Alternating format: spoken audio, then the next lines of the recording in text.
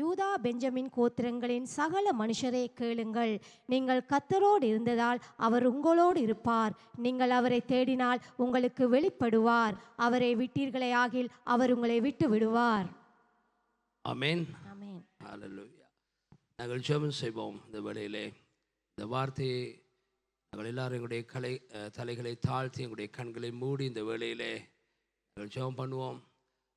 ஆண்டவரே, நீங்கள் இந்த வார்த்தை கூடாக என்னோட பேசுங்க. பரிசுத்த ஆவியானவரே, இந்த காலை பொழுதிலே நான் உம்முடைய சத்தத்தை கேட்கும்படியாய் தாகத்தோடு வந்திருக்கிறேன். ஆண்டவரே, நீங்கள் என்னோட பேச வேண்டும். ஆண்டவரே, என்னுடைய வாழ்க்கையில் இருக்கிற ஒவ்வொரு போராட்டங்கள், ஆண்டவரே, என்னுடைய வாழ்க்கையில் இருக்கிற ஒவ்வொரு கேள்விகள், ஆண்டவரே அவர்கள் மத்தியிலே நீங்கள் கர்த்தாவினோடு பேசுங்க. ஸ்தோத்திரம் ஆண்டவரே, ஸ்தோத்திரம் ஆண்டவரே. கர்த்தாவே, உமக்கு நன்றி சொல்லுகிறோம், உம்மை துதிக்கிறோம் ஆண்டவரே, உமக்கு நன்றி சொல்லுகிறோம். பரிசுத்த ஆவியானவரே, நாங்கள் எல்லாருமே ஜெபிப்போம். உங்களுக்காக நீங்கள் ஜெபிங்க. ஆண்டவரே, நீங்கள் என்னோட பேச வேண்டும். ஹல்லேலூயா. ஸ்தோத்திரம் ஸ்தோத்திரம் ஸ்தோத்திரம். எல்லாரும் ஜெபிங்க. ஹல்லேலூயா. ஸ்தோத்திரம் ஆண்டவரே. நன்றி ஆண்டவரே, நன்றி ஆண்டவரே, நன்றி ஆண்டவரே. இந்த காலை பொழுதிலே கர்த்தாவே, எங்களோடு நீங்கள் பேசும்படி நாங்கள் ஜெபிக்கிறோம் ஆண்டவரே. கர்த்தாவே, நீங்கள் ஆதி காலத்தில் இருந்து மனுஷர்களோடு நீங்கள் பேசுகிற தேவனாக இருக்கிறீங்க. நீங்கள் ஜீவன் உள்ள தேவனாக இருக்கிறீங்க. இந்த காலை பொழுதிலே கர்த்தாவே, உங்களுடைய வார்த்தை கூடாக எங்களோடு பேசியருளும்படி நாங்கள் ஜெபிக்கிறோம் ஆண்டவரே. அந்த வார்த்தைக்கு நாங்கள் கீழ்ப்படிந்து அந்த வார்த்தையின்படி நடக்க எங்களுக்கு உதவி செய்ய தகப்பனே. எங்கள் எல்லாவற்றையும் உடைய கருத்தில் ஒப்பு கொடுத்து எங்கள் மீட்பர் இரட்சகருமாகிய இயேசுவின் நாமத்தினால் ஜெபிக்கிறோம் நல்ல பிதாவே. ஆமென், ஆமென். ஹல்லேலூயா. வாசிக்கப்பட்ட இந்த வேத பகுதியிலே நாங்கள் காணுகின்றோம், இஸ்ரவேல் ஜனங்கள் நாங்கள் காணுகின்றோம், அங்கே ராஜாக்களுடைய காலத்திலே, ராஜாக்கள் ஆளுகை செய்கிற காலத்திலே நடந்த ஒரு சம்பவத்தை குறித்து இந்த நாளிலே நாங்கள் தியானிக்க போகிறோம். ஆசாவுடைய நாட்களிலே நடந்த ஒரு சம்பவம். ஆண்டவர் சொல்லுகிற ஒரு காரியத்தை நாங்கள் பார்க்கிறோம். இந்த இடத்திலே தீர்க்கதரிசி மூலமாக தேவன் இந்த ஜனங்களோடு பேசுகிறார். நாங்கள் காணுகின்றோம், அந்த வார்த்தையானது இன்றைக்கு எங்களுடைய வாழ்க்கைக்கு எப்படி இருக்கிறது என்பதை குறித்து நாங்கள் பார்க்க போகிறோம்.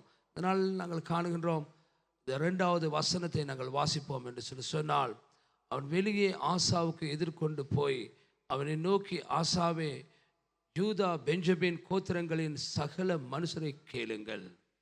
நீங்கள் கர்த்தரோடு இருந்தால் அவர் உங்களோடு கூட இருப்பார். நீங்கள் அவரை தேடினால் உங்களுக்கு வெளிப்படுவார். அவரை விட்டு விடுவீர்களானால் அவர் உங்களை விட்டு விடுவார். எனக்கு அருமையானவர்களே, நாங்கள் காணுகின்றோம், கர்த்தர் ஒருபோதும் கைவிடுகிற தேவன் அல்ல.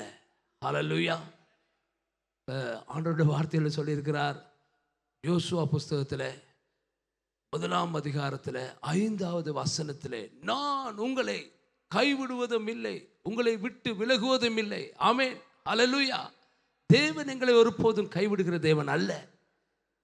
நாங்கள் காணுகின்றோம், அங்கே எபிரேயர் புஸ்தகத்தில் 13ஆம் அதிகாரத்தில் 8வது வசனத்தை நீங்கள் வாசிப்பீர்கள் என்று சொன்னால், அந்த இடத்தில் நாங்கள் காணுகின்றோம், கர்த்தர் சொல்கிறார், நான் ஒருபோதும் உங்களை கைவிடுவதில்லை. ஹல்லேலூயா. எனக்கு அருமையானவர்களே, அவர் சொல்லுகிறார், அங்கே மத்தேயு புஸ்தகத்தில் 28ஆம் அதிகாரத்தில் 20வது வசனத்தில் நாங்கள் காணுகின்றோம், அவர் சொல்கிறார், இதோ உலக முடிவு பரியந்தம் சகல நாட்களிலும் நான் உங்களோடு கூட இருக்கிறேன். ஹல்லேலூயா. எங்களை அழைத்த தேவன் எங்களை இடையிலே கைவிட்டு போகிற தேவன் அல்ல. ஹல்லேலூயா. சில நேரத்தில் எங்களுக்கு பிரச்சனைகள் வரும் பொழுது, கஷ்டங்கள் வரும் பொழுது, துன்பங்கள் வரும் பொழுது நாங்கள் நினைக்க, என்னடா ஆண்டவர் என்னை கைவிட்டாரா? நிச்சயமாக தேவன் எங்களை கைவிடுகிற தேவன் அல்ல. ஹல்லேலூயா. அவர் அன்புள்ள தேவன், அவர் அழைத்த தேவன், உண்மை உள்ள தேவன். அவருடைய உயிரை எங்களுக்காக அவர் கொடுத்திருக்கிறார். ஆமென், ஹல்லேலூயா. எதற்காக? கைவிடவா? இல்லை, பரலோகத்துக்கு கூட்டி செல்லும்படியாக. கரங்களை தட்டி தேவனை சோதரிப்போமா? ஹல்லேலூயா, ஹல்லேலூயா. இடையில எங்களை கைவிட்டு செல்வதற்கு அல்ல. எனக்கு அருமையாக நாங்கள் காணுகின்றோம். ஆனால் இந்த இடத்துல இன்னொரு வசனம் சொல்லுகிறது நாங்கள் பார்க்கிறோம். ஏன்னா அவர் கடைசி வசனத்தில் நாங்கள் காணுகின்றோம், அவர் உங்களை கைவிடுவார் என்று சொல்லி ஒரு வசனம் நான் சொல்லும் பொழுது, நான் இவ்வளோ நேரம் சொன்னதுக்கு அது முரணாக இருக்கின்றது. இவ்வளோ நேரம் நான் சொன்னதுக்கு அதுக்கு முரணாக இருக்கிறது. ஆனால் எனக்கு அருமையானவர்களே, இந்த இடத்துல நாங்கள் பார்க்கிறோம், அந்த சொல்லப்பட்டிருக்கிற அந்த வார்த்தையில், நீங்கள் அவரை தேடினால் அவர் உங்களுக்கு வெளிப்படுவார். நீங்கள் கர்த்தரோடு இருக்கும் பொழுது, கர்த்தரோடு கூட நீங்கள் இடத்துல சொல்லப்படுகிறது, நீங்கள் கர்த்தரோடு இருந்தால் அவர் உங்களோடு இருப்பார். நீங்கள் அவரை தேடினால் உங்களுக்கு அவர் வெளிப்படுவார். அவரை விட்டு விடுவீர்களே ஆனால் அவர் உங்களையும் விட்டு விடுவார். எனக்கு அருமையானவர்களே, இவ்வளோ ஒரு அருமையான ஒரு வசனம். இந்த 3 அதிகாரங்கள் 14, 15, 16 இந்த அதிகாரங்களில் இந்த வார்த்தைக்குரிய அந்த அர்த்தத்தை நாங்கள் காணக்கூடியதாக இருக்கின்றது. நாங்கள் பார்ப்போம் என்று சொன்னால், இந்த ஆசாவுக்கு தான் இந்த வெளிப்பாடு வருகிறது. அவன் 2வது வசனம் சொல்கிறது. இந்த 2வது வசனத்தை வைத்து இந்த மைய வசனமாக நான் காணுகிறேன். இந்த 3 அதிகாரங்களிலும் மைய வசனமாக இந்த வசனத்தை நான் காணுகின்றேன். நாங்கள் பார்க்கிறோம், இந்த 2வது வசனத்தில் அவர் சொல்கிறார், அவன் வெளியே ஆசாவுக்கு எதிர்கொண்டு போய், அந்த ஆசா என்று சொல்கிற அந்த ராஜாவை பார்த்து தான் இந்த தீர்க்க தரிசனம் உரைக்கப்படுகிறது. இந்த ஆசா என்கிற இந்த தீர்க்க தரிசன இந்த ராஜாவை நாங்கள் பார்க்கிறோம். அவர் என்ன செய்தாரே நாங்கள் காணுகின்றோம். அவர் அரசால அவர் நியமிக்கப்பட்ட பொழுது நாங்கள் காணுகின்றோம், 14ஆம் அதிகாரத்தில் முதல் 5 வசனங்களை நாங்கள் வாசிப்போம் என்று சொன்னால், அந்த இடத்துல நாங்கள் காணுகின்றோம், இந்த ஆசா செய்த காரியங்கள் அந்த இடத்துல சொல்லப்பட்டிருக்கிறது. நாங்கள் பார்ப்போம், 14ஆம் அதிகாரத்திலே முதல் 5 வசனங்களை வாசிப்போம். அபியா தன் பிதாக்களோடே நித்திரை அடைந்த பின் அவனை தாவீதின் நகரத்தில் அடக்கம் பண்ணினார்கள். அவன் ஸ்தானத்திலே அவன் குமாரனாகி ஆசா ராஜாவானான். இவனுடைய நாட்களில் தேசம் 10 வருஷம் மட்டும் அமைதியாயிருந்தது. ஆசா தன் தேவனாகிய கர்த்தரின் பார்வைக்கு நன்மையும் செம்மையுமானதை செய்தான். அந்நிய தேவர்களின் பலிபீடங்களையும் மேடைகளையும் அகற்றி சிலைகளை உடைத்து விக்கிர தோப்புகளை வெட்டி தங்கள் பிதாக்களின் தேவனாகிய கர்த்தரை தேடவும் நியாய பிரமாணத்தின் படியும் கற்பனைகளின் படியும் செய்யவும் யூதாவுக்கு கற்பித்து யூதாவுடைய எல்லா பட்டணங்களிலும் இருந்து மேடைகளையும் விக்கிரகங்களையும் அகற்றினான். அவனுக்கு முன்பாக ராஜ்யம் அமைதியாயிருந்தது. நாங்கள் பிரியமானவர்கள் இந்த இடத்துல காணுகின்றோம், இவர் கர்த்தரை தேடினார் என்று சொல்கிற இந்த காரியத்தை நாங்கள் பார்க்கிறோம். என்ன சொல்லப்படுகிறது?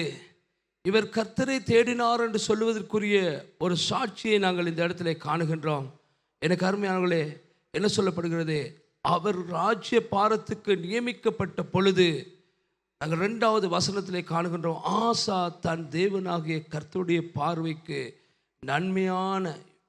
நன்மையும் செம்மையுமானதை செய்தான். ஹல்லேலூயா! நன்மையும் செம்மையுமானதை செய்தான். அப்படின்னா என்ன அர்த்தம்? நாங்கள் காணுகின்றோம், அங்கே அந்நிய தேவர்களின் பலிப்பீடங்களையும் மேடைகளையும் அகற்றி சிலைகளை உடைத்து விக்கிர தோப்புகளை வெட்டி நாங்கள் காணுகின்றோம், தங்கள் பிதாக்களின் தேவனாகிய கர்த்தரை தேடவும். அப்போ இவ்விடத்தில் நாங்கள் காணுகின்றோம், தேடவும் என்ற ஒரு வார்த்தை இவ்விடத்தில் பயன்படுத்தப்பட்டிருக்கிறது. அப்போ தேடு என்று சொன்னால் என்ன? இந்த ஆலயத்துக்கு கர்த்தர் எங்கே இருக்கிறார் அப்படின்னு சொல்லி ஒவ்வொரு இடத்துல நாங்கள் ஒவ்வொரு மூலையாக தேடுறதா? அப்படி இல்லை. கர்த்தரை தேடுதல் என்று சொன்னால் அவருடைய பார்வையிலே நன்மையான காரியங்களை செய்வது. ஹல்லேலூயா! நன்மையான காரியங்களை செய்வது. கர்த்தரை தேடுவது என்று சொல்கிறது அதான். எல்லாத்தையும் நாங்கள் போயிட்டு எல்லா இடத்துலையும் போய் ஆண்டவர் எங்கே இருக்கிறாரு, சிலவங்க போய் தேடுவாங்கன்னா, அவடத்தில் ஆண்டவர் இருக்காரு, அவடத்தில் முட்டுக்கால் எடுத்து அவடத்தில் ஒரு ஜெபம், இன்னொரு இடத்துல போயிட்டு அவடத்தில் ஒரு முட்டுக்கால் போட்டு அவடத்தில் ஒரு ஜெபம். ஏன்னா கர்த்தர் அங்கே இருக்கிறார், இங்கே இருக்கிறார், ஒவ்வொரு இடங்களில். அப்படி அல்ல. ஹல்லேலூயா! கர்த்தரை தேடுவது என்று சொல்கிறது அவருடைய பார்வையிலே நன்மையானது செய்வது தான் கர்த்தரை தேடுவது என்று சொல்லி இந்த வசனங்களை வாசிக்கும் பொழுது நாங்கள் காணுகின்றோம். ஹல்லேலூயா! தங்கள் பிதாக்களின் தேவனாகிய கர்த்தரை தேடவும் நியாய பிரமாணத்தின் படியும் கற்பனையின் படியும் செய்ய யூதாவுக்கு கற்பித்து நாங்கள் காணுகின்றோம். நீங்கள் தேவனுடைய நியாயப்பிரமாணத்தின்படி நடக்கிறீர்கள் என்று சொன்னால், கர்த்தருடைய வார்த்தையிலே எழுதியிருக்கிறபடி நடப்பீர்கள் என்று சொன்னால், நீங்கள் கர்த்தரை தேடுகிறீர்கள். ஹல்லேலூயா. நீங்கள் தொடர்ந்து நீங்கள் ஜெபிப்பீர்கள் என்று சொன்னால் நீங்கள் கர்த்தரை தேடுகிறீர்கள். ஹல்லேலூயா. எனக்கு அருமை, நாங்கள் காணுகின்ற இந்த இடத்துல எனக்கு அருமையானவர்களே, நியாய பிரமாணத்தின்படி கர்த்தரை அவர்கள் தேடினார்கள். அதாவது நாங்கள் சங்கீத புஸ்தகம் 1ஆம் அதிகாரத்திலே நாங்கள் 2-3 வசனங்களை வாசிப்போம் என்று சொன்னால் நாங்கள் காணுகின்றோம். என்ன சொல்லப்படுகிறது? வாசிங்க பார்ப்போம். அது துன்மார்க்கருடைய ஆலோசனையில் நடவாமலும் பாவிகளுடைய வழியில் நில்லாமலும் பரியாசக்காரர் உட்காரும் இடத்தில் உட்காராமலும் கர்த்தருடைய வேதத்தில் பிரியமாயிருந்து இரவும் பகலும் அவருடைய வேதத்தில் தியானமாய் இருக்கிற மனுஷன் பாக்கியவான். எனக்கு அருமையானவர்களே, நாங்கள் காணுகின்றோம், கர்த்தருடைய வேதத்தில் பிரியமாயிருந்து, ஹல்லேலூயா, கர்த்தருடைய வேதத்தில் பிரியமாயிருந்து இரவும் பகலும் அதை தியானிக்கிற மனுஷன் பாக்கியவான். ஹல்லேலூயா.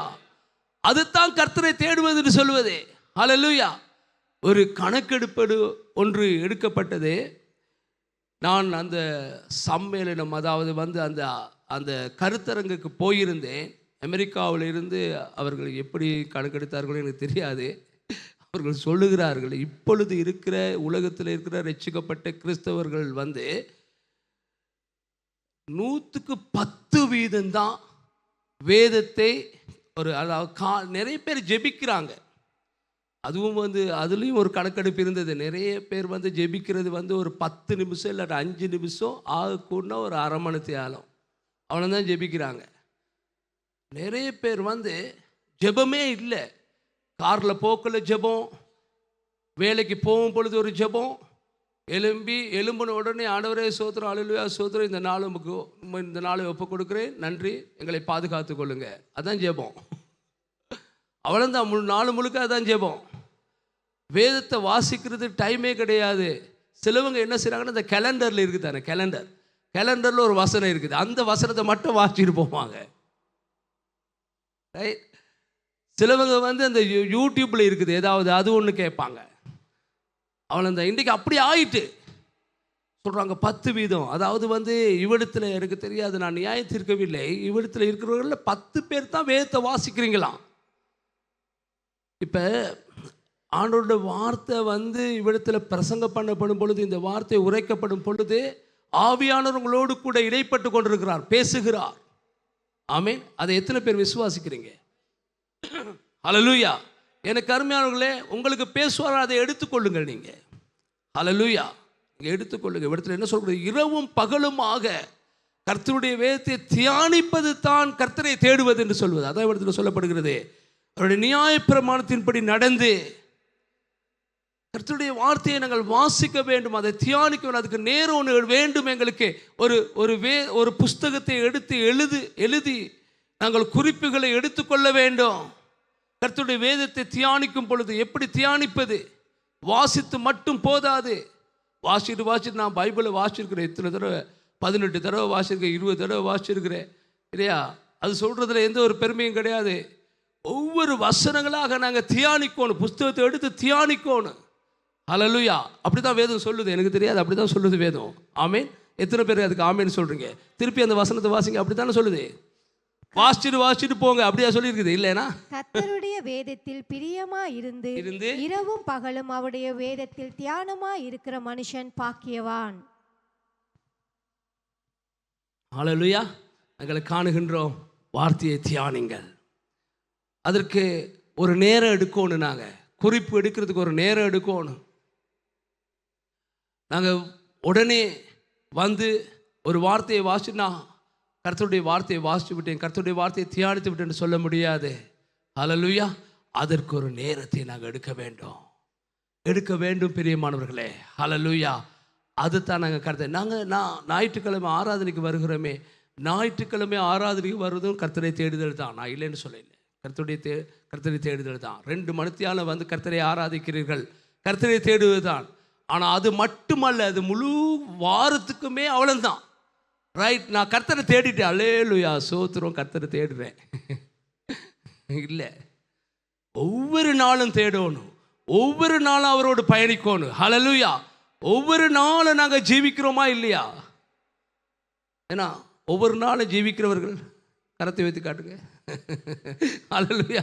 உயிரோடு இருக்கிறோம் தானே, ஒவ்வொரு நாளும் இருக்கிறோம் தானே, நாங்கள் ஒவ்வொரு நாளும் சாப்பிட்றோம் தானே, ஒவ்வொரு நாளும் தூங்குகிறோம், ஒவ்வொரு நாளும் உடுத்துக்கிறோம், ஒவ்வொரு நாளும் காரியங்களை செய்கிறோம், நாங்கள் செய்கிறோம் தானே. அதே மாதிரி ஒவ்வொரு நாளும் கர்த்தரோடு நாங்கள் பயணிக்க வேண்டும். ஹல்லேலூயா. வேதம் சொல்லுகிறது, ஏனோக் எத்தனை வருடங்கள் பயணம் செய்தாராம்? எத்தனை வருடங்கள்? 365 வருடங்கள் கர்த்தரோடு பயணித்தாராம். அப்படி பயணித்தபடினாலே அவர் எடுத்துக்கொள்ளப்பட்டார் என்று சொல்லி வேதம் சொல்லுகிறது. ஹல்லேலூயா. கரங்களை தட்டி நாங்கள் தேவனை ஸ்தோத்திரிப்போமா? ஹல்லேலூயா. 365 நாட்கள், வருடங்கள். 365 நாட்கள் இருக்கிறது ஒரு வருஷத்துக்கு. என்ன ரைட்? 365 நாட்களும் நாங்கள் பயணிக்க வேண்டும். எனக்கு அருமையானவர்களே, ஒவ்வொரு நாளும் கர்த்தருடைய வார்த்தையை வாசித்து தியானிக்க வேண்டும். அதுக்கு ஒரு நேரத்தை எடுக்க வேண்டும். ஒரு அதிகாரமாவது வாசித்து அந்த அதிகாரம், ஒரு நாளைக்கு ஒரு அதிகாரம் வாசிப்பீர்களா? தீர்மானம் ஒன்று எடுக்கிறீங்களா? ஹல்லேலூயா. எனக்கு அருமையானவர்களே, நான் கையை உயர்த்த சொல்லவில்லை உங்களுக்கு.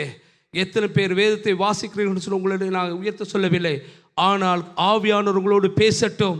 எனக்கு அருமையானவர்களே, இதுவரைக்கும் வேதத்தை வாசிக்காமல் இருப்பீர்கள் என்று சொன்னால் அதை கைவிட்டு விடுங்கள்.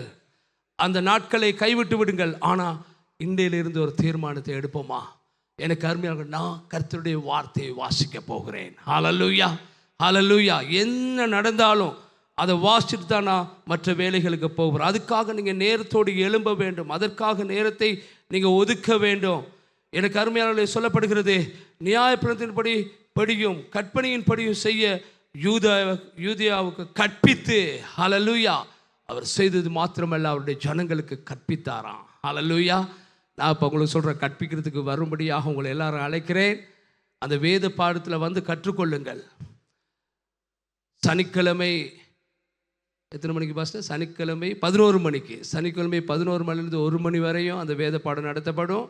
சனிக்கிழமை எங்களால் வர முடியாது பாஸ்டர், எங்களுக்கு வேலை பாஸ்டர் அப்படின்னு சொல்கிறவங்க எல்லாரும் ஞாயிற்றுக்கிழமை 6:30 மணிக்கு வாங்க. சாக்கு போக சொல்லவே இயலாது.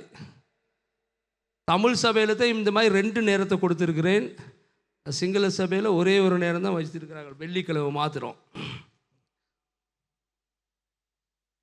எனக்கு அருமையானவர்களே, விக்கிரகங்களை தகர்த்து நாங்கள் காணுகின்றோம். 3வது வசனம் சொல்லுவோம், அந்நிய தேவர்களின் பலிப்பீடங்களையும் மேடைகளையும் அகற்றி சிலைகளை உடைத்து விக்கிர தோப்புகளை வெட்டி, அதான் கர்த்தரை தேடுவது என்று சொல்வது நாங்கள் பார்க்கிறோம். அப்படி கர்த்தருக்கு பிரியமில்லாத காரியங்கள் உங்களுடைய வாழ்க்கையில் இருக்கிறதா? விக்கிரகங்களை நாங்கள் வணங்குறது இல்லை, அது உண்மை. சிலைகளை நீங்கள் வீட்டில் வைத்து இல்லை, அது எனக்கு தெரியும்.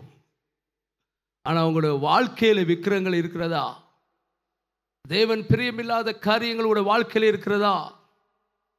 இன்னைக்கு ஃபோன் கூட ஒரு விக்கிரமாக மாறி இருக்கலாம்.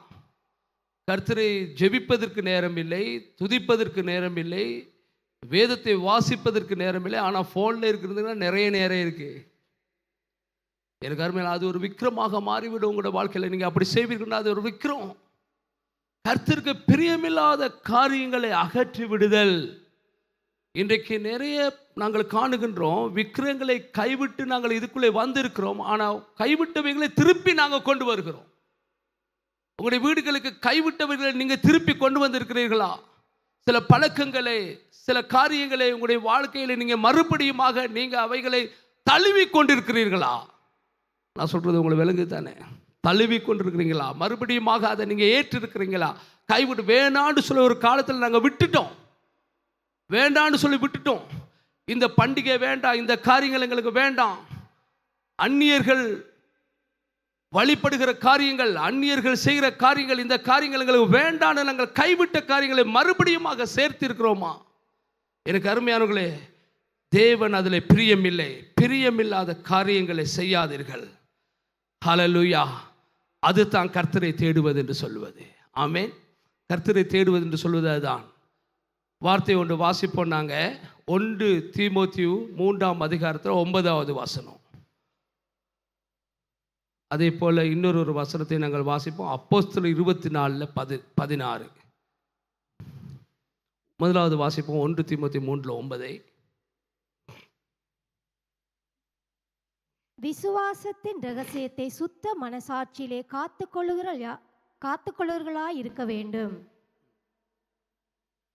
சுத்த மனசாட்சியோடு காத்துக்கொள்கிறவர்களா இருக்க வேண்டும். அப்போஸ்தலர் 24:16 16.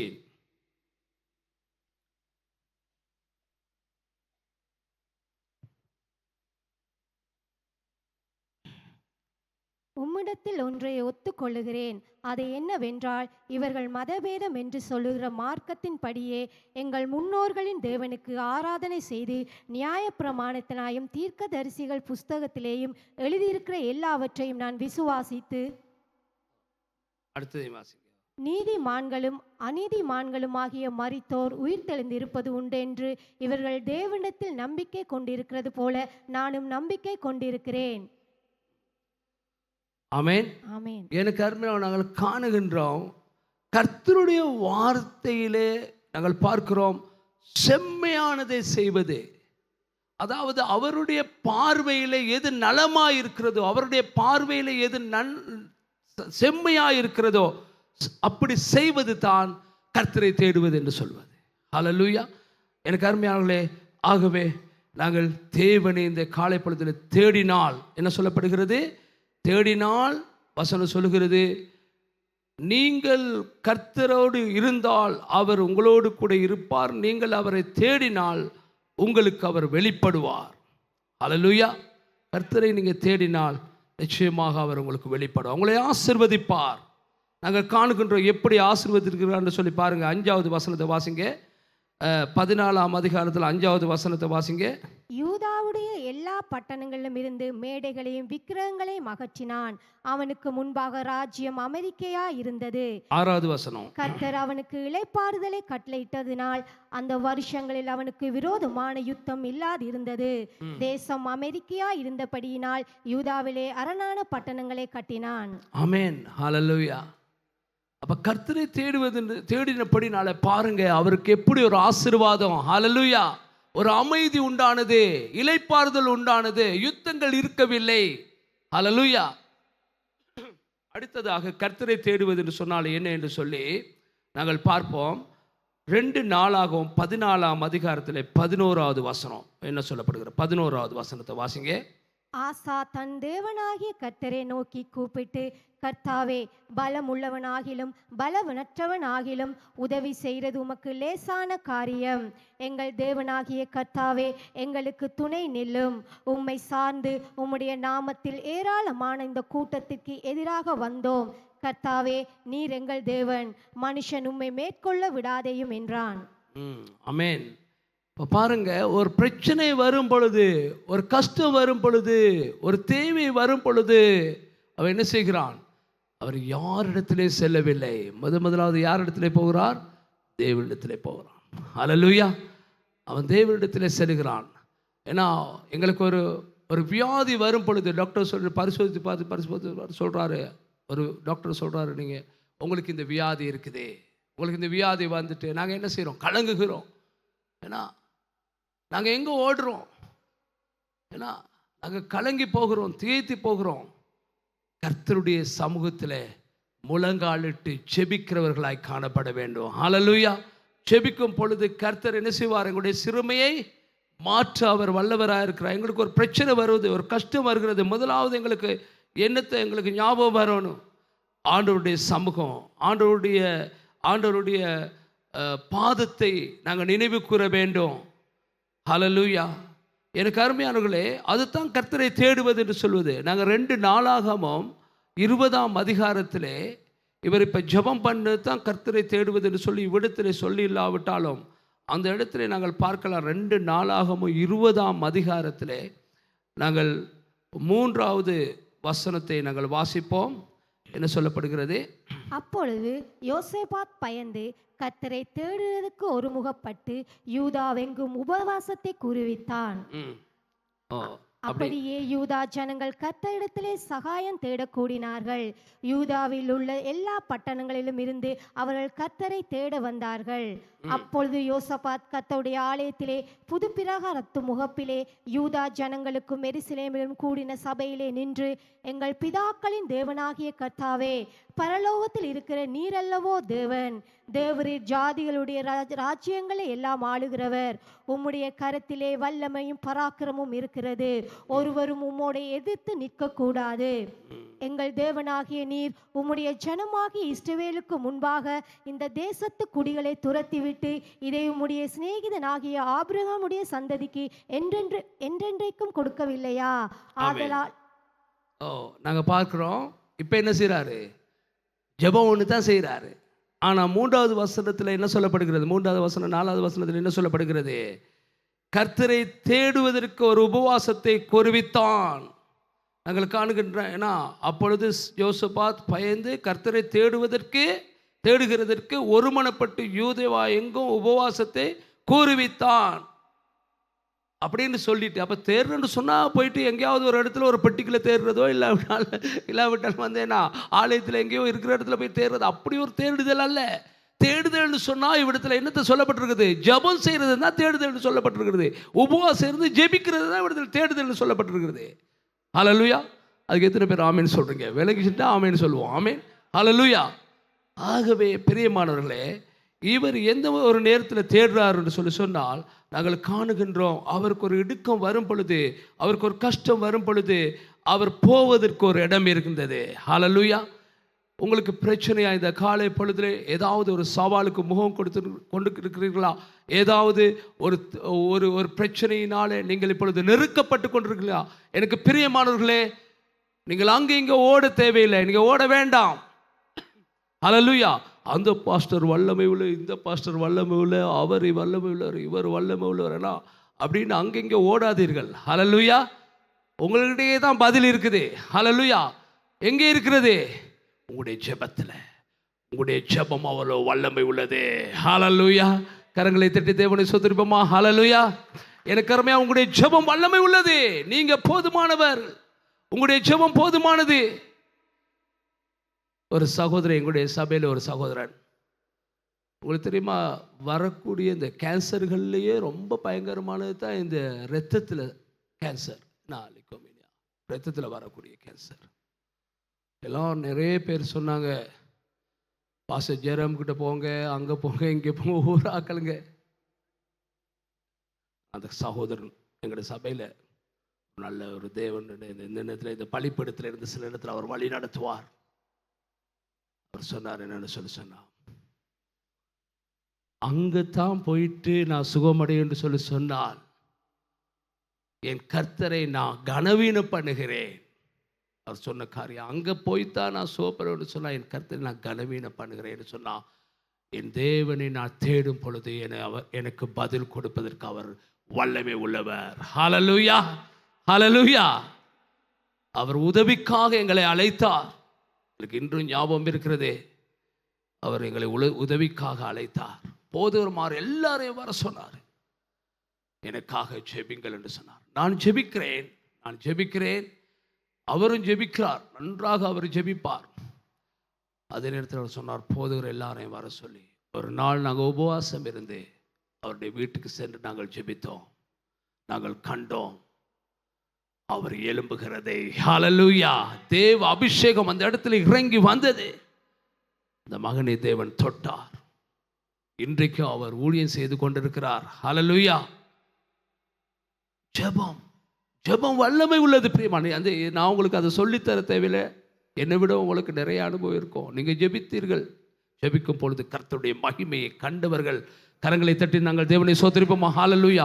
உங்களுடைய பிரச்சனையின் பொழுது, உங்களுடைய கஷ்டத்தின் பொழுது, உங்களுடைய தேவையின் பொழுது நீங்க ஜெபித்த வேளையிலே கர்த்தர் உங்களுக்கு பதில் கொடுத்து நீங்க இன்றைக்கு அவருடைய வல்லமையை அனுபவித்த பிள்ளைகளாக இருக்கிறீங்க. ஹல்லேலூயா. ஆகவே ஜெபம் வல்லமை உள்ளது. இந்த ஆசா நாங்கள் காணுகின்றோம். என்ன செய்கிறார்? அவருக்கு ஒரு பிரச்சனை ஒன்று வரும் பொழுது, என்ன பிரச்சனை என்று சொன்னால், நாங்கள் 8வது வசனத்தை நாங்கள் வாசிப்போம். 8வது வசனத்தை வாசிங்கள். 14:8. யூதாவிலே பரிசையும் ஈட்டியையும் பிடிக்கிற 3,00,000 பேரும், பெஞ்சமீனிலே கேடகமும் பிடித்து வில்லை நாணேற்றுகிற 2,80,000 பேருமான சேனை ஆசாவுக்கு இருந்தது. இவர்கள் எல்லாரும் பராக்கிரமசாலிகள். அவர்களுக்கு விரோதமாக எத்தியோப்பியனாகிய சேரா 10,00,000 பேர்கள் சேர்ந்த சேனையோடு 300 ரதங்களோடும் புறப்பட்டு மரசா மட்டும் வந்தான். 10வது வசனத்தை வாசிங்க. அப்பொழுது ஆசா அவனுக்கு எதிராக புறப்பட்டான். மரேசாவுக்கு அடுத்த செப்பத்தா என்னும் பள்ளத்தாக்கில் யுத்தத்திற்கு அணிவகுத்து நின்றார்கள். நாங்கள் காணுகின்ற இந்த இடத்துல என்ன சொல்லப்படுகிறது? அங்கே யூதியாவில் இருந்த, அதாவது ஆசாவுக்கு இருந்த யூதியாவில் இருந்த சேனைகள், அந்த சேனைகளின் எண்ணிக்கை எப்படிப்பட்டதா இருந்தது? நாங்கள் காணுகின்றோம் 5,80,000 பேர் தான் இருந்திருக்கிறாங்க. 5,80,000 பேர். 3,00,000 பேர் வந்து பெஞ்சமீனிலே கேடகம் பிடித்து வில்லையும் நாணேற்றுகிற 2,80,000 பேரும் நாங்கள் காணுகிற எல்லாம் 5,80,000 பேர் தான் இருந்தார்கள். ஆனால் நாங்கள் காணுகிற 9வது வசனத்தில் எதிராளிகளுக்கு, அவனை எதிர்த்து வந்த யோப்பாவில் என்ன சொல்றது வந்து அவர்களுக்கு விரோதமாக எத்தியோப்பியாவில் இருந்து வந்த 10,00,000 பேர்கள் சேர்ந்த சேனையோடு 10,00,000 பேர் இருந்தார்கள். அப்ப இவன் பயந்ததுக்கு ஒரு அர்த்தம் இருக்குது. நம்மளோடு இருக்கிறவர்கள் 5,80,000 பேர், ஆனா அவர்களோடு இருக்கிறது 10,00,000 பேர். ஆனா அந்த நேரத்தில் அவருக்கு என்ன நடந்தது? அவர் விசுவாசித்தார். என்னால கூடாது, என்கிட்ட இருக்கிறது இவ்வளவுதான், ஆனாலும் இந்த பிரச்சனையை தீர்ப்பதற்கு எனக்கு ஸ்திராணி இல்லை, பலன் இல்லை, ஆனாலும் கர்த்தர் போதுமானவர். கரங்களை தட்டி நாங்கள் தேவனை ஸ்தோத்திரிப்போம். ஹல்லேலூயா. கர்த்தர் போதுமானவர். கர்த்தர் இதுக்கு எனக்கு சகாயம் பண்ணுவார், கர்த்தர் எனக்கு உதவி செய்வார் என்கிற அந்த நம்பிக்கையோடு அவர் விசுவாசத்தோடு ஜெபித்தான், வெற்றியை பெற்றுக்கொண்டான். எனக்கு அருமையானவர்களே, இவர் எப்பொழுது கர்த்தரை தேடாமல் விட்டாரோ அப்பொழுது நாங்கள் காணுகின்றோம் அவர் கைவிடப்பட்டார். அதுதான் மிகவும் கவலைக்குரிய ஒரு காரியம். நாங்கள் 16ஆம் அதிகாரத்தில் முதல் வசனங்களை நாங்கள் வாசிப்போம்னு சொன்னால் 8வது வசனம் வரையை நாங்கள் வாசிப்போம். என்ன சொல்லப்படுகிறது? ஆசா அரசாண்ட 36ஆம் வருஷத்திலே இஸ்ரவேலின் ராஜாவாகிய பாஷா யூதாவுக்கு விரோதமாய் வந்து ஒருவரும் யூதாவின் ராஜாவாகிய ஆசாவிடத்தில் போக்கும் வரத்துமாய். கொஞ்சம் இருங்க. இப்ப வந்து பாஷா என்று சொல்லுகிறது வந்து இஸ்ரவேலில் இருந்து வந்த ஒரு ராஜா. நீங்க யோசிக்கணும், இதுல என்ன சொல்லுதுன்னா, இஸ்ரவேல் சொல்லும் பொழுது ஒரே ஒரு நாடு, அப்படியே முழுமையான ஒரு நாடு அப்படி. ஆனால் இந்த காலகட்டம் வரும் பொழுது இந்த இஸ்ரவேல் தேசம் 2ஆக பிரிந்திருந்தது. அதனால தான் நீங்கள் பாருங்கள், யூதியா பாருங்கள், இவ்விடத்தில் நாங்கள் வாசித்தோம் 8வது வசனத்தில் யூதியாவிலே. இப்போ யூதியான்னு சொல்கிறது வந்து இந்த இஸ்ரவேல் தேசத்தில் தென் பகுதி.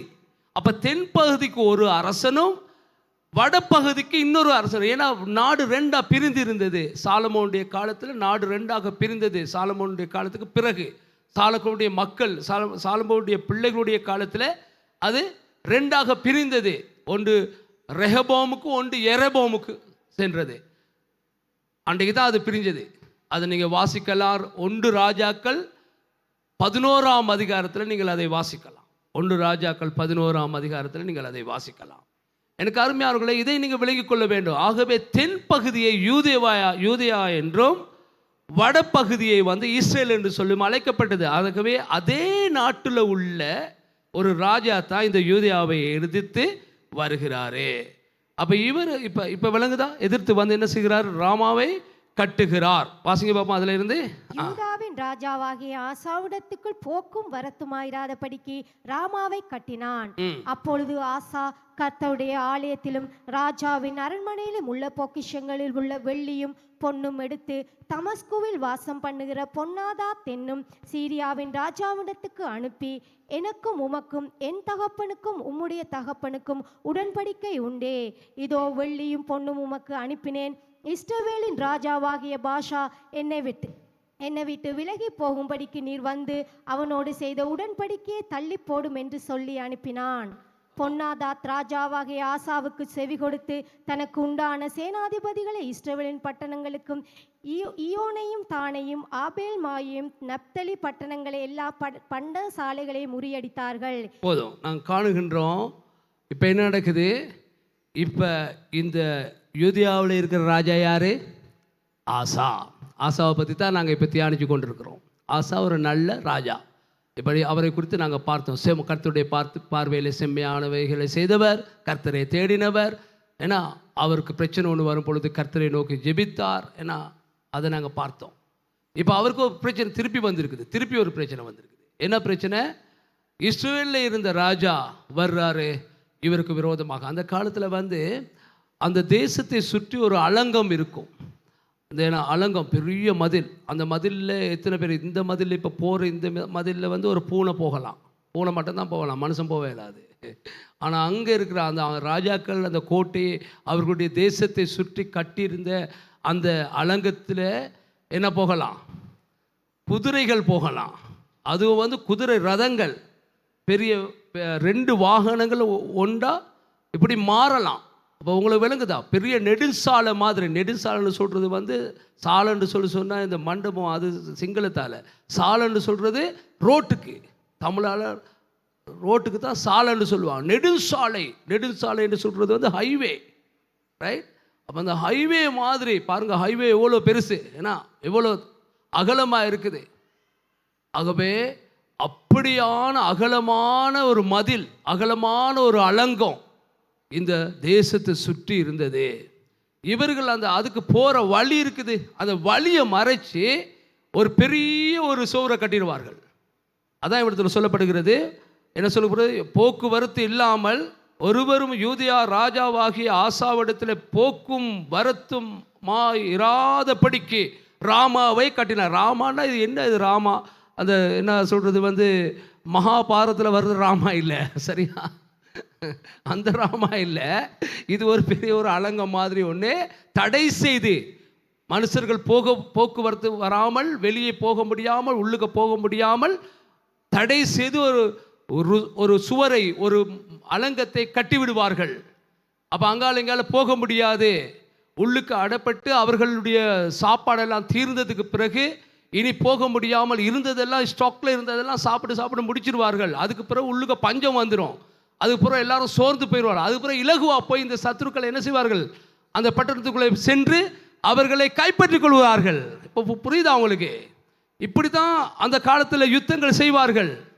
அப்போ அப்படி கட்டும் பொழுதே இந்த சாப்பாடுகள்லாம் தீர்ந்து போவதற்கு முன்பதாகவே இவர் ஆள் அனுப்பி, எப்படி அனுப்புனாரு தெரியாது, போக்குவரத்து இல்லை, ஆனால் எப்படி அனுப்புனாரு தெரியும், எப்படி சரி அனுப்பி, ஆள் அனுப்பி எங்கே அனுப்புகிறாரு? சிரியா ராஜாவிடத்தில் உதவி கேட்குறாரு. சிரியா ராஜாவிடத்தில் ஒரு உதவி கேட்குறாரு. என்ன உதவி கேட்குறாரு? சிரியா ராஜாவே, யார் அவருடைய பேர் என்ன? சிரியா ராஜாவோட பேர் என்ன? 4வது வசனம் சொல்கிறது. அவருடைய பேர் பென் நதாத். என்ன? பென் நதாத் ராஜா, சரியா? அவர் என்ன செய்கிறாருன்னு சொன்னால், இந்த இஸ்ரவேலில் இருந்து இந்த ராஜாவை எதிர்த்து, என்ன பாசா அந்த படத்தில் வர பாசா இல்லை, ஏன்னா இந்த பாசா வேற, ரைட்? இவர் அந்த பாசாவை என்ன செய்கிறாரு? நொக் அவுட் பண்ணுறாரு. அப்படி அடித்து ஏன்னா கலைச்சி விடுறார், ரைட்? அவங்க எல்லாம் பயந்து ஓடிடுறாங்க. ஆனால் அதுக்காக இவர் என்ன செய்கிறார்? 3வது வசனம் சொல்கிறது. என்ன செய்கிறார்? 3வது வசனத்தை ஒருக்கா வாசிங்க. எனக்கும் உமக்கும் என் தகப்பனுக்கும். 2வது வசனம். அப்பொழுது ஆசா கர்த்தருடைய ஆலயத்திலும் ராஜாவின் அரண்மனையிலும் உள்ள பொக்கிஷங்களில் உள்ள வெள்ளியும் பொன்னும் எடுத்து தமஸ்குவில் வாசம் பண்ணுகிற பென்னாதாத் என்னும் சீரியாவின் ராஜாவிடத்துக்கு அனுப்பி, நாங்கள் காணுகின்றோம், கர்த்தருடைய ஆலயத்தில் இருக்கிற பொண்ணு வெள்ளி எல்லாம் வெளியே கொடுக்க இயலாது, அது கர்த்தருக்கு சொந்தமானது. இவர் என்ன செய்கிறாரு? அதெல்லாத்தையும் எடுத்து இந்த ராஜாவுக்கு பரிசா அனுப்புகிறாரு. தேவையா இந்த வேலை அவருக்கு? முதல்ல என்ன செஞ்சாரு, இவருக்கு பிரச்சனை வந்த நேரத்தில் ஜெபிச்சாரு. ஜெபிச்சு அந்த இவர்கிட்ட 5,80,000 இராணுவம் தான் இருந்தது. முதல்ல வந்து அந்த எதிர்த்து வந்த விரோதமாய் வந்த ராஜாக்களுக்கு 10 லட்சம் இருந்தது. ஆனால் அவர் ஜெபம் செய்து அதை மேற்கொண்டாரு. ஹல்லேலூயா. ஆனால் நாங்கள் காணுகிற இந்த சந்தர்ப்பத்தில் என்ன நடக்குது, இந்த சந்தர்ப்பத்தில் அந்த அவ்வளோ பலனுள்ள ஒரு மனுஷனும் இல்லை, அவ்வளோ பலனுள்ள ஒரு யுத்த வீரனும் அல்ல, ஒரு சாதாரண ஒரு மனுஷன். ஆனால் அந்த மனுஷனுக்கு பயந்து கொண்டு இவர் என்ன செய்கிறாரு, இவர் சோம்பேறியா இருந்து கொண்டு நாங்கள் காணுகின்றோம். அந்த தேவனுடைய ஆலயத்தில் இருக்கிற வெள்ளி பொண்டு எல்லாத்தையும் கொடுத்து யாருக்கு, அங்கே இருக்கிற பென் அதாத் என்று சொல்லுகிற அந்த ராஜாவுக்கு அனுப்பி அவர்கிட்ட உதவி கேட்கிறாரு. அவர் வந்து இவரை கழிச்சு போடுறாரு. ஆனால் சரி, ஆனால் அது கர்த்தருடைய பார்வையில் எப்படி இருந்தது, அப்படி செய்தபடினாலே நாங்கள் காணுகின்றோம். அப்படி செய்தபடினாலே கர்த்தருடைய பார்வையில் அது மிகவும் மிகவும் கர்த்தருக்கு கோபம் ஓட்டுகிற ஒரு காரியமாக இருந்தது. 7வது வசனம் 8வது வசனம் சீக்கிரமா வாசிங்க. அக்காலத்திலே ஞான திருஷ்டிக்காரனாகிய அனானி யூதாவின் ராஜாவாகிய ஆசாவிடத்தில் வந்து அவனை நோக்கி, நீர் உம்முடைய தேவனாகிய கர்த்தரை சார்ந்து கொள்ளாமல் சீரியாவின் ராஜாவை சார்ந்து கொண்டபடியினால் சீரியா ராஜாவின் இராணுவம் உமது கைக்கு தப்பி போயிற்று. மிகவும் ஏராளமான இரதங்களும் குதிரை வீரரும் உள்ள எத்தியோப்பியரும் லூபியரும் மகா சேனையா இருந்தார்கள் அல்லவா? நீர் கர்த்தரை சார்ந்து கொண்ட போதோவெனில் அவர்களை உமது கையில் ஒப்பு கொடுத்தாரே. பாருங்க, ஆண்டவர் சொல்றாரு வந்து நீ, அதான் அந்த 10வது வசனத்தில் சொல்லப்படுகிறது. அதாவது வந்து அங்கே 14ஆம் அதிகாரத்தில் மறுபடியுமாக அங்கே 10வது வசனத்தில் சொல்லுகிற அந்த காரியம்தான், இல்லை 9வது வசனத்தில் சொல்லுகிற காரியம்தான் இடத்துல என்ன சொல்லப்படுகிறது, அவர்களுக்கு விரோதமாக எத்தியோப்பியனும் சேரா, ஏன்னா 10 லட்சம் பேர்கள் சேர்ந்த சேனையோடும் 300 ரதங்கள் புறப்பட்டு மரேசா மட்டும் வந்தான். அதே இடத்துல மறுபடியும் அந்த 8வது வசனத்தை வாசிங்க. யூதாவிலே பரிசையும் ஈட்டியும் பிடிக்கிற 3 லட்சத்து பேரும் பெஞ்சமீனிலே கேடகமும் பிடித்து வில்லை நாணேற்றுகிற 2,80,000 பேருமான சேனை. 16 8 மிகவும் ஏராளமான இரதங்களும் குதிரை வீரரும் உள்ள எத்தியோப்பியரும் லூபியரும் மகா சேனையுமா இருந்தார்கள் அல்லவா? மகா சேனையாக இருந்த 10 லட்சம் பேர் இருந்தார்கள் அல்லவா? அது திருப்பி ஞாபகப்படுத்துறாரு. நான் சொன்ன காரியத்தை திருப்பி ஞாபகப்படுத்துறாரு ஆண்டவர். அந்த தீர்க்கதரிசி கூட ஞாபகப்படுத்துறாரு. எத்தியோப்பியர்கள் உன்னை எதிர்த்து வந்தார்கள் அல்லவா? அந்த நேரத்தில் உன்னிடத்தில் இருந்த இராணுவம் 5,80,000 பேர் தான். ஆனால் அவர்களுக்கு இருந்தது வந்து 10 லட்சம் பேர். நீ ஜெபம் பண்ணும் பொழுது நான் உனக்கு பதில் கொடுக்கவில்லையா? நான் உன்னை அங்கே அதில் இருந்து வெற்றி பெற செய்யவில்லையா? உனக்கு நான் உதவி செய்யவில்லையா? அதுதான் கேட்கிறார் இடத்துல. ஆனால் இந்த சந்தர்ப்பத்தில் ஏன் இப்படி செய்தாயினே? ஏன் தேவ ஆலயத்தில் இருந்த வெள்ளியும் பொன்னியும் கொடுத்து அந்த அந்நிய ராஜாவுக்கு நீ வந்து ஏன் அவருக்கு உதவி செய்தா? நீ இல்லாவிட்ட ஏன் அவனுடைய உதவியை நீ கேட்டாய்? என்னை நீ புறக்கணித்தாய். அதே இடத்துல சொல்றாய், நீ என்னை புறக்கணித்தாய். அந்த ராஜாவை நீ நம்பினாய், ஒரு கூலி ராஜாவை, கூலிக்காக அந்த ராஜாவை நீ எடுத்தாய். நாங்கள் 9வது வசனத்தை வாசிப்போம். தம்மை பற்றி உத்தம இருதயத்தோடு இருக்கிறவர்களுக்கு தம்முடைய வல்லமையை விளங்க பண்ணும்படி கர்த்தருடைய கண்கள் பூமி எங்கும் உலாவிக் கொண்டிருக்கிறது. இந்த விஷயத்திலே மதியில்லாதவராய் இருந்தீர், ஆகையால் இது முதற்கொண்டு உமக்கு யுத்தங்கள் நேரிடும் என்றான். அது நிமித்தமான ஆசா ஞான திருஷ்டிக்காரன் மேல் சினந்து கடும் கோபம் கொண்டு அவனை காவல் அறையிலே வைத்தான். இதல்லாமலும் அக்காலத்தில் ஜனங்களுக்குள் சிலரை கொடூரமாய் நடப்பித்தான். ஆசாவின் ஆதியோடந்தமான நடவடிக்கை எல்லாம் யூதாவையும் இஸ்ரவேலையும் சேர்ந்த ராஜாக்களின் புஸ்தகத்தில் எழுதி இருக்கிறது. பாருங்க, மனம் திரும்பவில்லை. ஐயோ, இந்த தீர்க்கதரிசி வந்து இப்படி சொன்ன உடனே அவர் என்ன செஞ்சிருக்கோன்னு, ஐயோ ஆண்டவரே என்னை மன்னிங்க ஆண்டவரே, நான் ஆண்டவரே இந்த காரியத்தை நான் இந்த மதி இல்லாமல் போய்விட்டேன் ஆண்டவரே, கர்த்தாவே என்னை மன்னிங்க ஆண்டவரே. சில அவன் மனம் திரும்பி இருப்பான்னு சொன்னா அவனுடைய முடிவு நன்றாக இருந்திருக்கும். எனக்கு அருமையாக என்ன செய்கிறான், அந்த தீர்க்கதரிசனத்தை கொண்டு வந்து தீர்க்கதரிசியை பயப்படாமல் நாங்கள் காணுகிறோம், அபிஷேகம் பண்ணப்பட்ட தேவ தீர்க்கதரிசியை எடுத்து காவலில் வைக்கிறான். அவனுடைய அதிகாரத்தை பயன்படுத்துகிறான். எனக்கு பிரியமானவர்களே, தேவனுடைய காரியத்துக்கு விரோதமாக யார் எதிர்த்து நின்றாலும் தேவன் அதை கணக்கு கேட்பார்.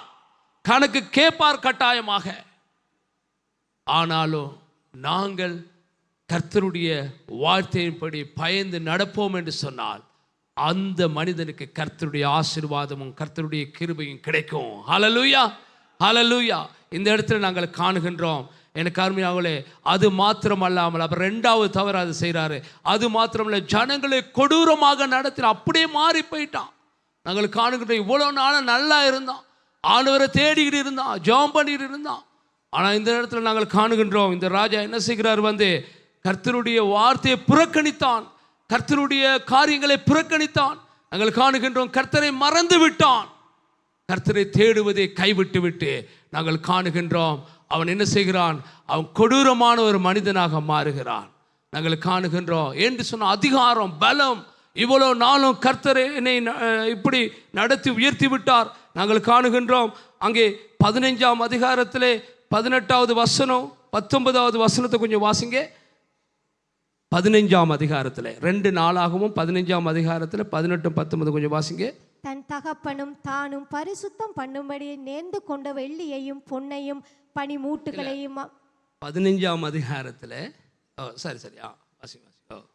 தன் தகப்பனும் தானும் பரிசுத்தம் பண்ணும்படி தேர்ந்து கொண்ட வெள்ளியையும் பொன்னையும் பனிமூட்டுகளையும் அவன் தேவனுடைய ஆலயத்திலே கொண்டு வந்தான். ஆசா அரசாண்ட 35ஆம் வருஷம் மட்டும் யுத்தம் இல்லாதிருந்தது. ஹல்லேலூயா. நாங்கள் காணுகின்றோம். ஏன்னா 17வது வசனத்தை கொஞ்சம் வாசிங்க. மேடை தோப்பிலே அருவருப்பான விக்கிரகத்தை உண்டு பண்ணின ராஜாவாகிய ஆசாவின் தாயான மாகாளையும் ராஜாத்தியா இராதபடிக்கு ஆசா விலக்கி போட்டு அவளுடைய விக்கிரகத்தையும் நிர்மூலமாக்கி தகர்த்து கீதரோன் ஆற்றண்டையிலே சுட்டெரித்து போட்டான். மேடைகளோ இஸ்ரவேலில் இருந்து தகர்த்தப்படவில்லை. ஆனாலும் ஆசாவின் இருதயம் அவன் நாட்களெல்லாம் உத்தமமாய் இருந்தது. ஆமென், ஹல்லேலூயா. தாயின்னு கூட பார்க்கவில்லை. தாய் ஒரு விக்கிரத்தை வைத்துக் கொண்டிருந்தான். தாயை என்ன செய்தான், அந்த ராஜபாரியத்தில் இருந்து அந்த அவங்களுடைய பதவியில இருந்து நீக்கி விட்டான். தாயின்னு கூட பார்க்கவில்லை. அந்த அளவுக்கு வைராக்கியம் உள்ளவனா, அந்த அளவுக்கு கர்த்தரை தேடினான், அந்த அளவுக்கு உத்தமனாய் நடந்து கொண்டான். இப்போ என்ன நடந்து விட்டது? எனக்கு பிரியமானவங்க, ஒரு காலத்தில் நீங்கள் ஆண்டவரை நல்லா தேடி இருக்கலாம். ஆனால் இப்போ எப்படி தேடுறீங்க? இப்போ எப்படி இருக்கிறீங்க? கர்த்தர் உங்களை இப்போ ஆசீர்வதித்திருக்கிறார், இப்போ உங்களை உயர்த்தி இருக்கிறாரு, இப்போ ஒரு நிலைக்கு ஆண்டவர் உங்களை கொண்டு வந்திருக்கார். ஆனால் இப்பொழுது எப்படி இருக்கிறீங்க? அந்த முதல்ல இருந்த அந்த ஆர்வம் உங்களுக்கு இருக்கிறதா? முதல்ல எப்படி வைராக்கியமா கர்த்தரை தேடுனீங்களோ அது உங்களுக்கு இருக்கிறதா? இந்த காலை பொழுதில் உங்களை ஆராய்ந்து பாருங்கள். ஹல்லேலூயா. நாங்கள் காணுகின்றோம், அந்த ஆர்வத்தோடு அவன் தேடினான். ஆனா இப்பொழுது என்ன நடந்து விட்டது? அதனால் நாங்கள் காணுகின்றோம், எத்தனை வருஷம் ஆளுகை செய்தான். ஆசா அரசாண்டு 35ஆம் வருஷம் மட்டும் யுத்தம் இல்லாது இருந்தது. 35 வருடங்கள் யுத்தம் இல்லாமல் இருந்தது. நாங்கள் காணுகின்ற 3 வருஷமா தான் இந்த பிரச்சனை இவனுக்கு. 38 வருடங்கள் எந்த ஒரு பிரச்சனையும் இல்லாமல் இருந்தான். நாங்கள் காணுகின்ற எப்பொழுது அவன் வழிவிலகி போனானோ, எப்பொழுது கர்த்தருடைய தேடாமல் போனானோ, அவன் எப்பொழுது கர்த்தருடைய தாசனுக்கு விரோதமாக எழுந்திருந்தானோ, கர்த்தருடைய காரியங்களுக்கு விரோதமாக எழுந்திருந்தானோ, அவருடைய வாழ்க்கை தலைகீழாக மாறியது. நாங்கள் காணுகின்றோம். அடுத்ததாக அந்த 16ஆம் அதிகாரத்திலேயே நாங்கள் வாசிப்போம்.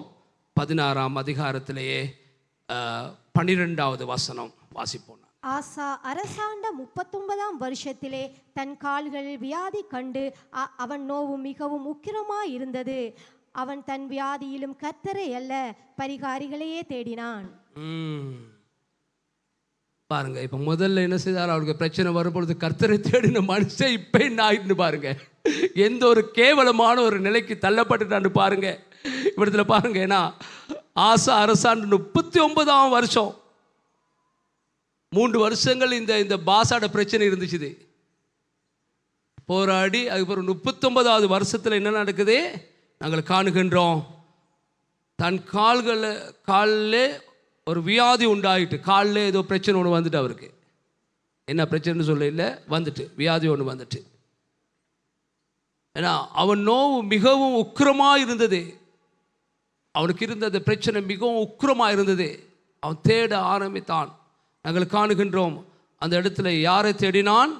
அவன் தன் வியாதியிலும் கர்த்தரை அல்ல பரியாரியே தேடினான். ஏன்னா வைத்தியர்களை தேடினான், தேவனை தேடவில்லை, ஜெபம் இல்லை, வேத வாசிப்பு இல்லை. பாருங்க எப்படி இருந்த ஒரு மனுஷன். இதே நிலைமை எங்களுக்கு ஆகக்கூடிய நாளைக்கு நாங்கள் இன்றைக்கு எப்படி இருக்கிறோம் ஆண்டவரோட? ஒரு காலத்தில் நன்றாக நாங்கள் இருந்தோம், இன்றைக்கு எப்படி இருக்கிறோம்? அதனால் நாங்கள் காணுகின்றோம். ஏன்னா 41வது 2 வருஷம்தான் உயிரோடு இருந்திருக்கிறாரு. இந்த பிரச்சனை வந்து கர்த்தரை தேடாமல், இங்கே பாருங்கள், கர்த்தரை தேடின நாட்களில் எத்தனை வருஷம்? 35 வருடங்கள் எந்த ஒரு பிரச்சனையும் எல்லாம் நல்ல சந்தோஷமாக இருந்தார். ஆனால் அவர் கர்த்தரை விட்டு எப்பொழுது அவருடைய இருதயம் தூர போச்சுதோ, அவர் கர்த்தரை தேடாமல் எப்போ விட்டாரோ நாங்கள் காணுகிறோம், அவ்வளோ நாள் அவர் வாழ இல்லை. ஏன்னா நாங்கள் காணுகின்ற ஒரு 3 வருஷத்துக்குள்ளே எல்லாம் முடிச்சுது. 39வது வருஷத்தில் அவருக்கு வியாதி வந்துச்சுது. 41வது வசனத்தில், 41வது வருடத்தில் 13வது வசனத்தை வாசிங்க பார்ப்போம். ஆசா தான் அரசாண்ட 41ஆம் வருஷத்திலே மரித்து தன் பிதாக்களோட நித்திரை அடைந்தான். கதை முடிஞ்சுது. 3 வருஷத்தில் கதை முடிஞ்சுது. நான் இந்த சபையை எச்சரிக்கிறேன், அருமையானவர்களை, கர்த்தரை தேடுங்கள். நாங்கள் எல்லாரும் எழுந்திருப்போம். ஹல்லேலூயா, ஸ்தோத்திரம். ஒருவேளை முன்னே இருந்த அனுபவத்தோடு நீங்கள் இருக்கலாம். கர்த்தர் என்னை ஆசீர்வதித்தார், என்னை எப்படியெல்லாம் ஆசீர்வாதம், நான் எப்படியெல்லாம் ஆண்டோட வல்லமையை கண்டேன், நான் எப்படியெல்லாம் காரியங்களை செய்தேன். சில நேரத்தில் நாங்கள் சாட்சியில் கூட சொல்லலாம். ஆனால் அது ஓகே, அந்த காலத்தில் நீங்கள் அப்படி செஞ்சீங்க. இப்போ இந்த காலத்தில் எப்படி இருக்கிறீங்க? இன்றைக்கு எப்படி இருக்கிறீங்க? இன்றைக்கு நீங்கள் எப்படி ஆண்டவரை தேடுறீங்க? ஹல்லேலூயா. நீங்கள் இன்றைக்கு எப்படி ஆண்டவரோடு இருக்கிறீங்க? நீங்கள் யோசித்து பாருங்கள். ஹல்லேலூயா. ஒரு விஷயம், நாங்கள் எங்களுடைய கண்களை மூடி நாங்கள் இந்த வேளையில் இதுக்காக செபிப்போம். ஹல்லேலூயா. ஸ்தோத்திரம் ஆண்டவரே, ஸ்தோத்திரம் ஆண்டவரே, ஸ்தோத்திரம் ஆண்டவரே, ஸ்தோத்திரம் ஆண்டவரே. உம்மை துதிக்கிறோம் ஆண்டவரே, உமக்கு நன்றி சொல்லுகிறோம் ஆண்டவரே. ஹல்லேலூயா.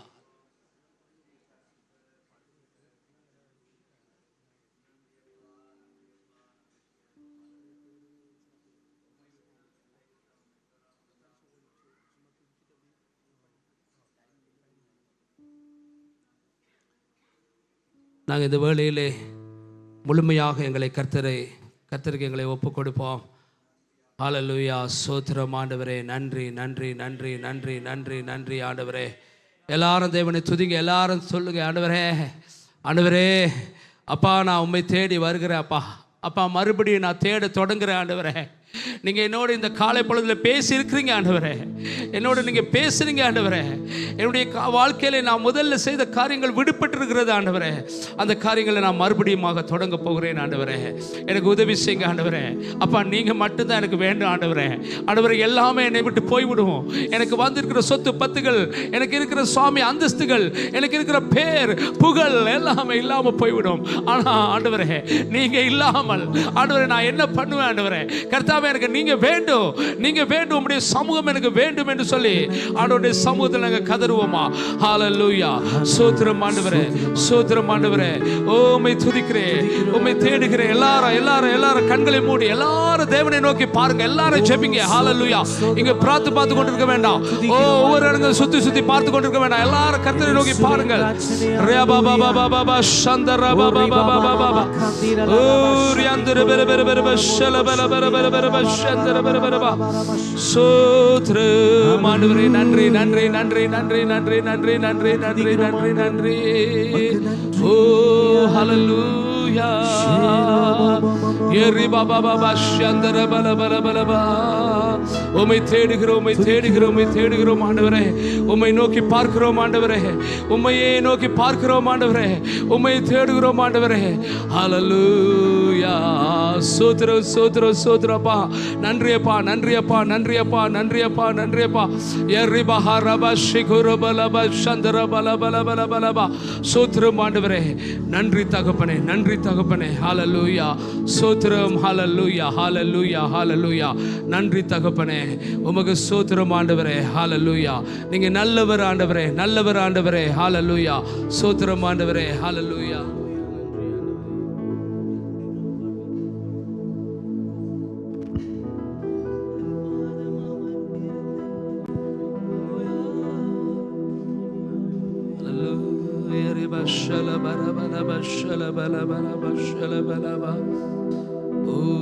உமக்கு நன்றி.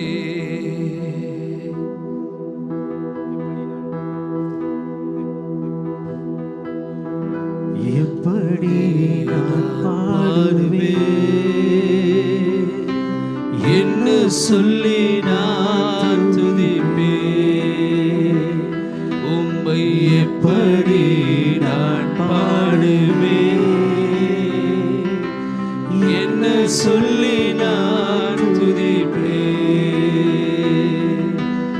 உந்தன் பாதம் அமர்ந்திருந்தே ஓயாமல் முத்தம் செய்வேன், உந்தன் பாதம் அமர்ந்திருந்தே ஓயாமல் முத்தம் செய்வேன், ஓயாமல் முத்தம் செய்வேன்,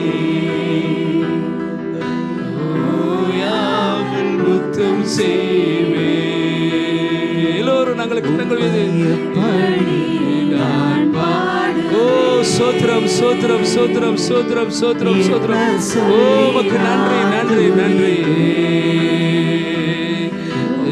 எப்படி நான் பாடுவேன், அல்லேலூயா, சொல்லி நான் துதிப்பேன். வருகையில் எடுத்துக் கொள்வேன், கூடவே வைத்துக் கொள்வேன். வருகையில் எடுத்துக் கொள்வேன். ஆமென் ஆமென். கூடவே வைத்துக் கொள்வேன், என்னை கூடவே வைத்துக் கொள்வேன், என்னை கூடவே வைத்துக் எல்லாரும் முழு உள்ளத்தோடு சொல்லுமா, ஹல்லேலூயா, கரங்களை உயர்த்தி. எப்படி நான் பாடுவேன், என்ன சொல்லி நான் துதிப்பேன், உம்மை எப்படி நான் பாடுவேன், அல்லேலூயா, என்ன சொல்லி நான் துதிப்பேன், அல்லேலூயா, என்ன சொல்லி நான் துதிப்பேன், என்ன சொல்லி நான் துதிப்பேன், என்ன சொல்லி நான் துதிப்பேன். ஹல்லேலூயா ஹல்லேலூயா ஹல்லேலூயா ஹல்லேலூயா ஹல்லேலூயா, துதிக்கிறோம். சோத்ரம் சோத்ரம் சோத்ரம். ஆமென். நன்றி நன்றி நன்றி நன்றி நன்றி அப்பா. ஓ எங்களை பலப்படுத்துவீராக, பலப்படுத்துவீராக, பலப்படுத்துவீராக. ஆமென். அருமையான இந்த காலை பொழுதிலே இந்த ஆராதனை நிறைவு செய்து சிஸ்டர் ஸ்ரீ ரஞ்சனி அவர்கள் ஜெபிப்பார்கள். நாங்கள் எல்லாருமே ஒருமனப்படுவோம். ஹல்லேலூயா. எங்களை அளவுக்கு அதிகமாக நேசிக்கிற அன்பு தகப்பனே சுவாமி, இந்த 6ஆம் மணி முதல் 8ஆம் மணி வரை உள்ள இந்த வேளையை தகப்பனே எங்களுக்கு ஆசீர்வதித்த அந்த கிருபைக்காக உங்களுக்கு நன்றி என்று சொல்லுகிறோம் அப்பா. தகப்பனே எங்கள் அனைவரையும் இன்றைய நாளில் எல்லா தடைகளையும் நீக்கி உங்களோட பரிசுத்த ஓய்வு நாளை நாங்கள் பரிசுத்தமாக ஆசாரிப்பதற்கு இந்த இடத்துல எங்களை கூட்டி சேர்த்த கிருபைக்காக உங்களுக்கு நன்றி சுவாமி. தகப்பன பாடல்களோடு இடைப்பட்டீங்கப்பா, வார்த்தைகளோடு இடைப்பட்டீங்க சுவாமி. அப்பா காணிக்கை வேலையை ஆசீர்வதித்து தந்திருக்கிறீங்க தகப்பனே. எல்லாவற்றையும் அப்பா நீங்கள் இன்றைய நாளில் எங்களுக்கு ஆசீர்வதித்து தந்ததுக்காக நன்றி அப்பா. தகப்பனே இங்கு வந்திருக்கிறவர்கள் எந்தவித பிரச்சனையோடு வந்திருக்கிறார்கள் என்றதை நாங்கள் அறியோம் சுவாமி. நீங்கள் எல்லார் இருதயங்களையும் சோதித்தருகிற ஆராய்ந்தருகிற தேவனாக இருக்கிறீங்கப்பா. யார் யார் என்ன துக்கத்தோடு என்ன பாடுகளோடு வந்திருக்கிறார்கள், என்ன வியாதிகளோடு வந்திருக்கிறார்கள், என்ன குடும்ப பிரச்சனைகளோடு வந்திருக்கிறார்கள் என்பதையெல்லாம் நீங்கள் அறிகிற தேவனாக இருக்கிறீங்கப்பா. நீங்கள் ஒவ்வொருவரோடும் ஒவ்வொரு விதமாக பேசுகிற தெய்வம் அப்பா. நீங்கள் பேசுகிற ஒரே வார்த்தையில ஒவ்வொருவருக்கும் ஒவ்வொரு விதமாக பேசுகிற வல்லமை உள்ள தேவன் தகப்பனே. இன்றைய நாளில் நீங்கள் சொல்லியிருக்கிறீங்க, நீங்கள் கர்த்தரோடு இருந்தால் அவர் உங்களோடு இருப்பார், நீங்கள் அவரை தேடினால் உங்களுக்கு வெளிப்படுவார் என்று சொல்லியிருக்கிறீங்கப்பா. இன்றைய நாளில் உங்களோட வார்த்தை அப்பா இருபுறமும் கருக்குள்ள பட்டயமாக இருக்கின்ற அந்த வார்த்தை மூலம் பேசியிருக்கிறீங்க சுவாமி. தகப்பனே உங்களை தேடினால் அப்பா அவர் உங்களோடு வெளிப்படுவார் என்றதை நீங்கள் இன்றைக்கு வெளிப்படுத்தி இருக்கிறீங்க சுவாமி. இன்றைய நாளிலும் கூட வந்திருக்கிறதான ஒவ்வொருவரும் அப்பா தகப்பனே கர்த்தருடைய வேதத்தில் இரவும் பகலும் அப்பா பிரியமாயிருந்து இரவும் பகலும் அவருடைய வேதத்தை தியானிக்கிற மனுஷன் பாக்கியவான் என்று சொல்லியிருக்கிறீங்கப்பா. இன்றைய நாளில் கூட அந்த தேவ ஊழியருக்கூடாக நீங்க பேசின அந்த வார்த்தைக்காக உங்களுக்கு நன்றி சுவாமி. இன்றைய நாளிலிருந்து இங்கு வந்திருக்கிற இன்றைய நாளில் இந்த வார்த்தையை கேட்ட ஒவ்வொருவருடைய இருதயத்திலும் அப்பா இதை பதித்து வைத்துக்கொண்டு சுவாமி இரவும் பகலும் உங்களுடைய வேதத்தை தியானிக்கின்ற மனுஷர்களாக ஒவ்வொருவரையும் மாற்றும்படியாக நான் மன்றாடி ஜெபிக்கிறேன் சுவாமி. வந்திருக்கிறவர்கள் வந்த வண்ணமாக அல்ல சுவாமி. அடுத்த ஞாயிற்றுக்கிழமை இந்த இடத்துல வரும் வரை அவர்களை உங்களோட இரத்த கோட்டைக்குள்ள வைத்து பாதுகாத்து எல்லா தடைகளையும் நீங்கி குடும்ப சமாதானத்தோட ஒவ்வொருவரையும் அப்பா ஆசீர்வதிக்கும்படியாக ஜெபித்து மீட்பெரும் இரட்சகருமான என் இயேசு கிறிஸ்துவின் இனிய நாமத்தில் ஜெபித்து பெற்றுக்கொள்கிறேன் நல்ல பிதாவே. ஆமென்.